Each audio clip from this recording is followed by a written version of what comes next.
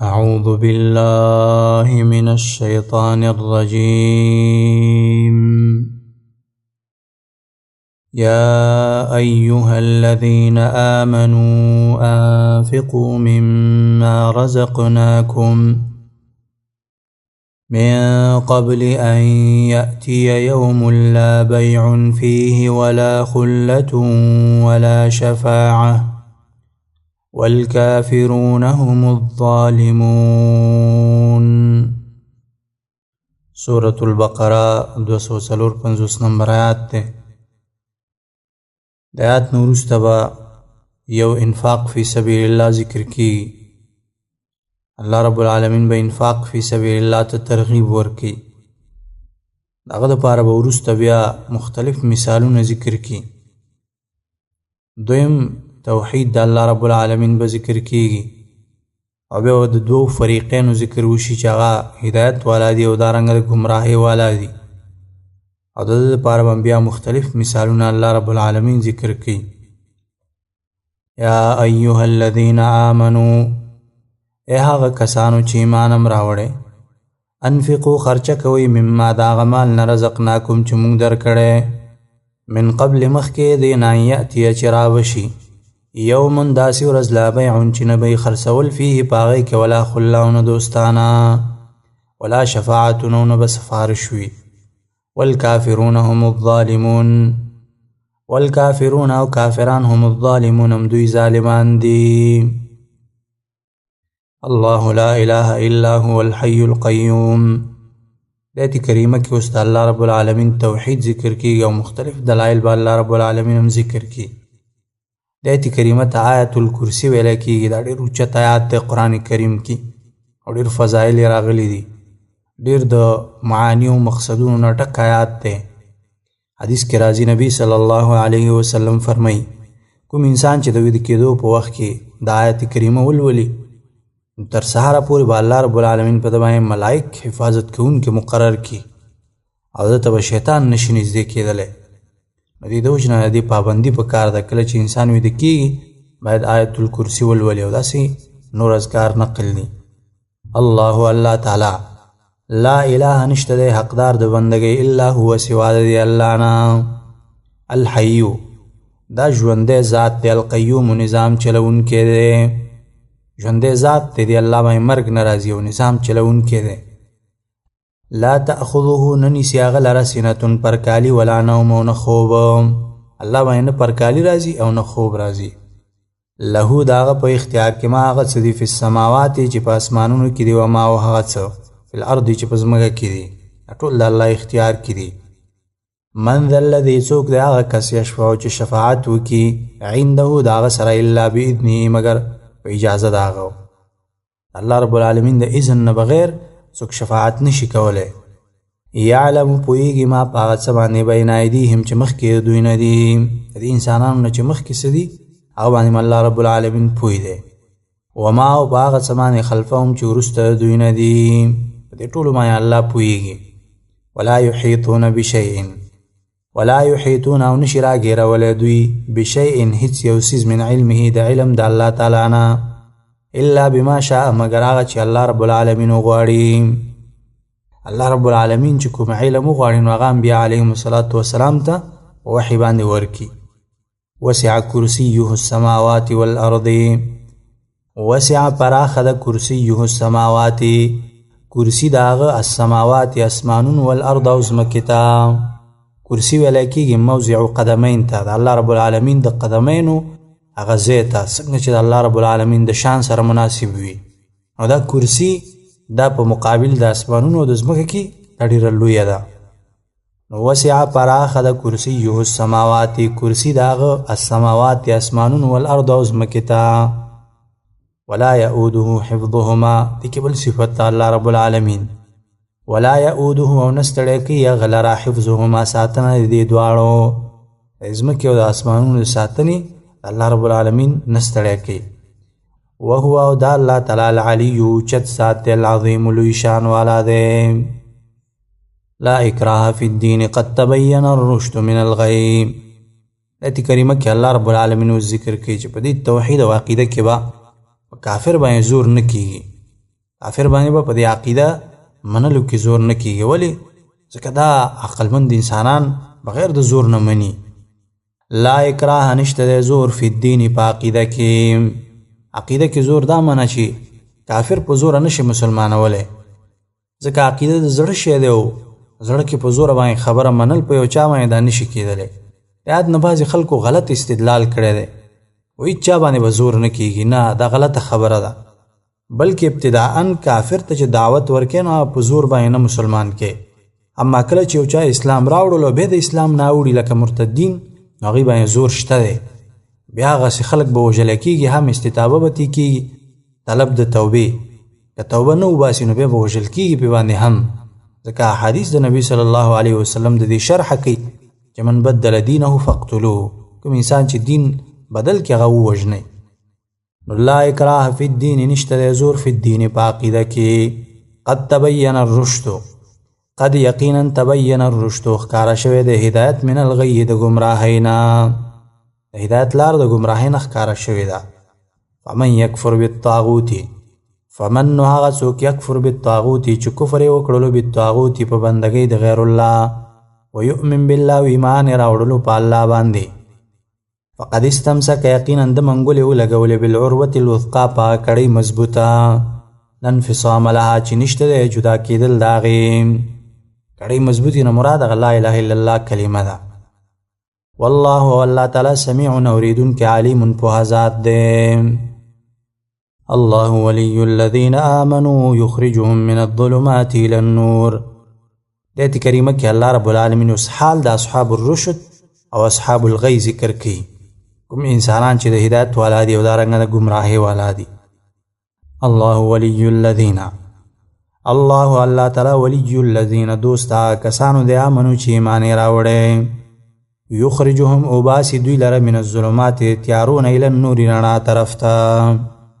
والذین کسان کفرو چې کفر یې کړی اولیاؤهم الطاغوت، اولیاؤهم دوستان د هغوی الطاغوت شیطانان دي.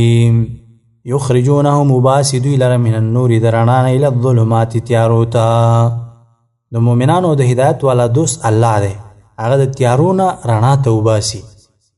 او دارنګه د کفارو دوستان هغه شیطانان دي. دا شیطانان بالعکس د رڼا نه چې دی خلک تیارو طرف ته اوباسي. اولئک دغه خلک اصحاب النار خاوندان د اور دي، هم فیها دوی به په هغې کې خالدون همیشه یې. الم تر الی الذی حاج ابراهیم فی ربه. آیت نه وروسته اوس الله رب العالمین درې واقعې ذکر کوي او د دې واقعو تعلق دی د مخکې آیت کریمه سره، چې الله رب العالمین د خپل دوستان د شکوک او د شبهاتو نه یقین طرف ته وباسي، او دارنګه شیطانان خپل دوستان د رڼا نه تیارو طرف ته کش کوي. لکه د نمرود او د ابراهیم علیه السلام واقعه به ذکر کړي، د عزیر علیه السلام واقعه به ذکر کړي چې الله رب العالمین څرنګه د هغه یقین زیات کړی او داسې نور. الم تره آیت نه وینې الی الذی هغه کس ته حاجه چې جګړه یې وکړله ابراهیم د ابراهیم علیه السلام سره فی ربه په باره د رب د هغه کې. مراد د دې نه نمرود دی چې د ابراهیم علیه السلام سره یې د الله رب العالمین باره کې جګړه کوله.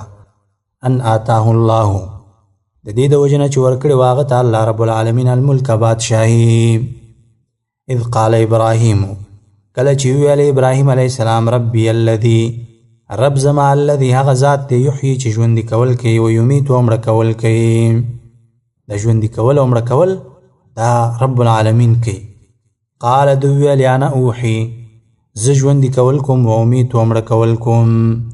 مفسرینو لیکلي دي چې یو کس باندې د پانسي حکم شوی و هغه راولګېدل خوشي کړلو او بل کس یې راواخیستلو ویې وژلو، وایي دا وګوره یو مې ووژلو او بل مې ژوندی کړلو.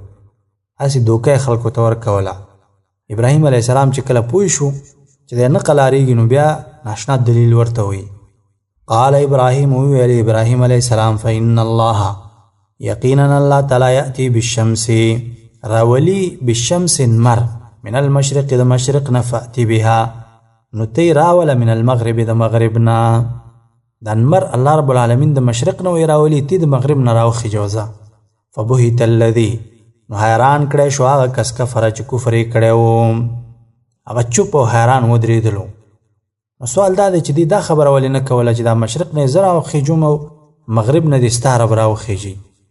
نو دې مفسرینو یو وجه دا ذکر کړې ده چې دنه مشران خلک هم موجودو، یعنی د پیدایش نه مخکې د انمر د مشرق نه راختلو.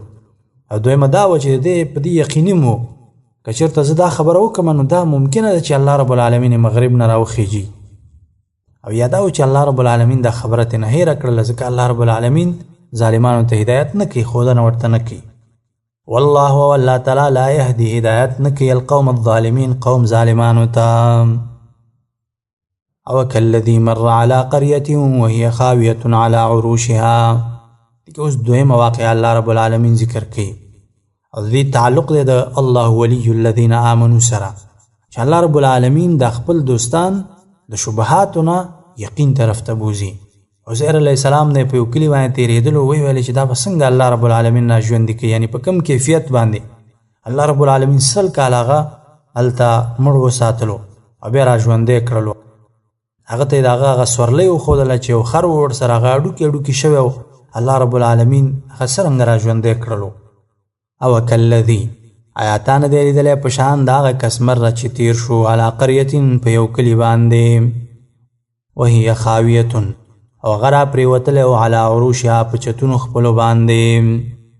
قال وی ویلې هغه انا یحیي څرنګه به ژوندي کوي هذه الله دې لره الله. د کلي والا به دا په کوم کیفیت کې الله رب العالمین نه ژوندي کوي بعد موتها وروسته د مرګ د هغې نه. فاماته الله نو مړ وساته د لره الله رب العالمین 100 عام 100 کاله. 100 کاله الله رب العالمین هلته مړ وساتلو. ثم بعثه بیا را ژوندی کړلو.